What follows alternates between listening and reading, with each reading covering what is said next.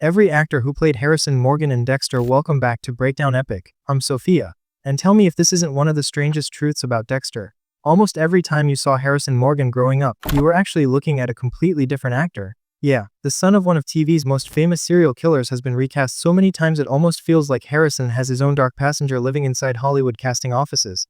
Now, here's the thing I can't stop thinking about. What does it say about Dexter's story that Harrison, the emotional backbone of the series, literally changed faces across every stage of his life? Was this just a practical decision? Or is it one of those hidden storytelling tricks that the showrunners don't want you to notice? I'll never forget watching Dexter New Blood for the first time. When Harrison walked on screen, played by Jack Alcott, it hit me like a knife in the chest. This wasn't the kid I remembered. This wasn't the baby covered in Rita's blood. This wasn't even the little boy Dexter once carried through suburban Miami. Suddenly, Harrison was tall, angry, and carrying years of unresolved trauma like a badge of honor. And then it clicked. Each version of Harrison wasn't just a different actor. It was like a different version of the same tragedy unfolding in real time. So let's talk about the problem here. Because it's a controversial one. Fans are split. Some say the constant recast destroyed the illusion of Harrison's journey, that we never truly got to grow up with him. Others argue that watching him through different faces actually made his story even more powerful. That Harrison feels fractured because his life was fractured. Which side are you on? Think about that as we dig into the secret casting history that Showtime never wanted us to talk about. Oh, and before we reveal the first, forbidden knowledge. In this deep dive, let me say this once, if you're obsessed with Dexter's hidden details, theories, and breakdowns like I am, you need to hit that subscribe button right now. Because on Breakdown Epic, we don't just recap, we expose the secrets no one else dares to touch. Now here's the first secret in Dexter Season 4, Harrison wasn't one baby actor. He was several. Multiple uncredited infants were rotated in to play Harrison, and most fans never even realized it. Why? Because babies can only film for minutes at a time. The production team quietly cycled through them like Dexter swapping out knives. It was seamless, invisible, and yet, when you rewatch Season 4 knowing this, it changes everything. Harrison's first appearance in the franchise is literally faceless. He's already an enigma.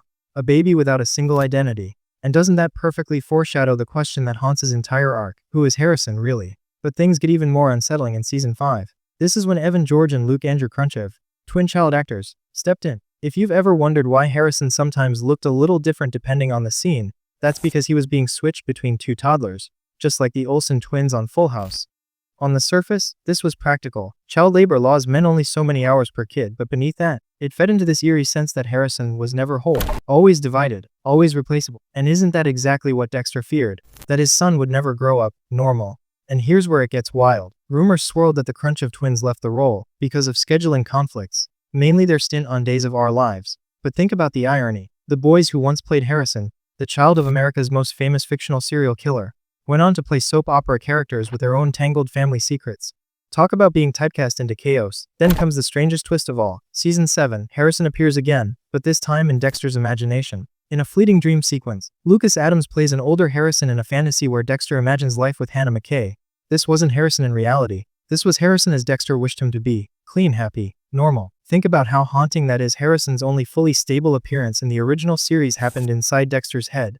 And the actor who played him, Lucas Adams, a guy most fans forget even touched the franchise. Now I have to ask, did Showtime deliberately erase Lucas Adams from Dexter history because it felt too weird to acknowledge a future version of Harrison that never existed? Or was it simply forgotten? Either way, that one little casting choice speaks volumes. It's like the show itself couldn't decide what Harrison was supposed to become. Then we get to Season 8. The real storm. Jadon Wells comes in age 6, but playing Harrison at only 4. And let's be honest, it was jarring. After years of seeing the Kruntchev twins, suddenly Harrison felt older, more aware. Some fans hated it. They thought the illusion was broken. Others praised Wells, saying his expressive performance gave Harrison the spark he'd been missing. But here's the forbidden knowledge. The decision to recast wasn't just about acting. It was about showing that Harrison was entering a new, more dangerous phase of his life. A phase where his father's sins were starting to seep into him. And if you really think about it, this is the season where Harrison becomes the most tragic. Rita's gone. Dexter's world is collapsing. Harrison doesn't have a consistent face anymore, and neither does his future. It's almost poetic that right before Dexter disappears from Miami, Harrison becomes unrecognizable. But of course, everything changed when Jack Alcott stepped in for New Blood. And believe me, we're just scratching the surface there, because his arrival isn't just another casting change. It's a reset button for the entire franchise. Now, before we move deeper into that story, I want to hear from you, because this is where it gets fun. Imagine this: if Dexter had kept the same actor for Harrison from toddler years all the way to resurrection. Do you think the emotional impact would be stronger? Or would it actually feel weaker because we'd lose the eerie, fractured identity, effect? Drop your take in the comments, because I'll be reading every single one. And hey, remember when we broke down how New Blood's finale was secretly set up back in the original series? This ties directly into that. Harrison's revolving door of faces actually mirrors Dexter's revolving moral compass. One minute he's the sympathetic anti-hero, the next he's a monster we can't forgive. Harrison's casting chaos wasn't a mistake. It was a mirror. But the darkest secret, Jack Alcott wasn't even told he was playing Harrison when he first auditioned. He was told his character was named Randall. That's right, Showtime literally lied to the actor who would redefine Dexter's legacy, because even Harrison's true identity was kept hidden until the very last moment. And trust me, once you know this, it changes how you watch every scene Jack Alcott is in. So here's where things get chilling. Jack Alcott didn't even know he was Harrison Morgan when he landed the role. Showtime literally told him he'd be playing someone named Randall, a mysterious teenager with a dark bond to Dexter.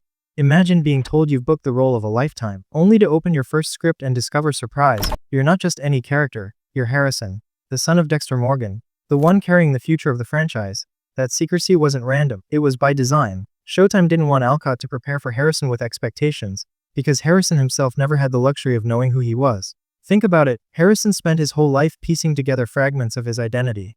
One day he's the baby of a blood-soaked crime scene, the next he's a kid being shuffled between father figures, and then suddenly he's reunited with the man who abandoned him. Jack Alcott stepping in blind to the role mirrors that exact journey. He became Harrison by discovering Harrison in real time. That's not just casting, that's method storytelling. Now let's be brutally honest, Dexter New Blood's finale broke the fandom. Harrison shoots Dexter in the chest, and for a while, we thought that was it. The end. The Bay Harbor butcher gone forever at the hands of his own son. Some fans called it poetic, others called it betrayal. But here's the forbidden knowledge: Harrison's choice wasn't about killing Dexter. It was about killing the version of Dexter that kept lying to him. That's why Jack Alcott's performance hit so hard. You could see it in his eyes. This wasn't a boy executing his father. It was a boy executing the ghost that had been haunting him since the day Rita died. And yet Showtime couldn't let Dexter go. Enter Dexter Resurrection. Suddenly, we find out Dexter survived. Harrison is still here, still wrestling with his dark urges. But this time he's more than just the kid who shot his dad. He's the one rejecting the monster inside himself. That's the ultimate twist. After years of asking whether Harrison would become his father, the answer is no. At least not yet. But let's rewind for a second, because I want to ask you something. Do you think Harrison should have inherited Dexter's dark passenger? Or do you believe he deserves a clean slate? Drop your take in the comments. And don't just say yes or no. Tell me why. Because this debate isn't just about Harrison. It's about whether evil is passed down in blood, or if it's carved out through choices.